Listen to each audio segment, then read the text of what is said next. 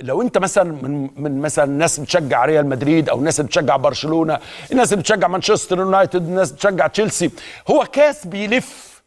يعني ايه؟ تتذوق مرارته شويه وهم يتذوقوا مرارته شويه.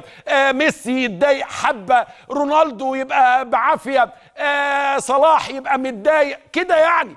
انما المرار ما يشربوش غير الزملكاويه، ده حرام وده مش عدل ابدا. يعني يجب ان يكون هناك يعني بعض انك تبل ريقك، يعني بس حاجه كده تحسسك ان انت على حق لبعض الوقت او جزء من الوقت او ربع من الوقت. انما على طول ضرب ضرب ضرب، مفيش اي حاجه تاني. يعني مفيش مثلا لا انتوا كسبتوا اتفضل حضرتك، لا ما لا مفيش.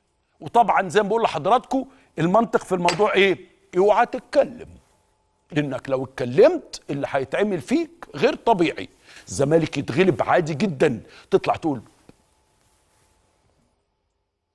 3-0 اتغلبنا ليه؟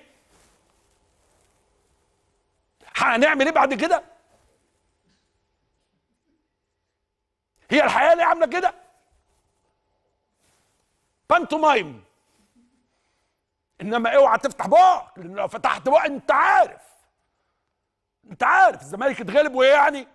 وبعدين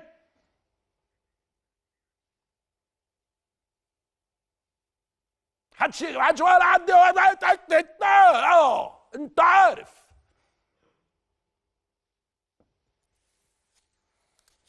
ورونا يا ابني الفيديو للمره ال40.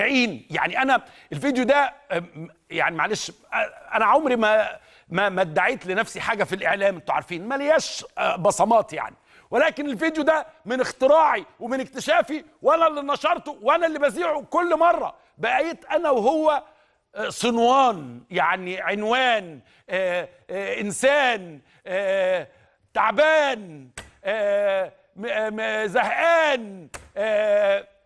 نشوف الفيديو. استاذ احمد، ازيك يا مرجان؟ والله مش مبسوطه سعاده البيت. ليه يا مرجان؟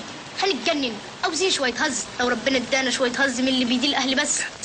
عشان الزمالك اتغلب يعني. نرك على الفاينل ان شاء الله هناخد الكاس. طب تعالى يا مرجان، اسمع، انا عايزك في حاجه مهمه.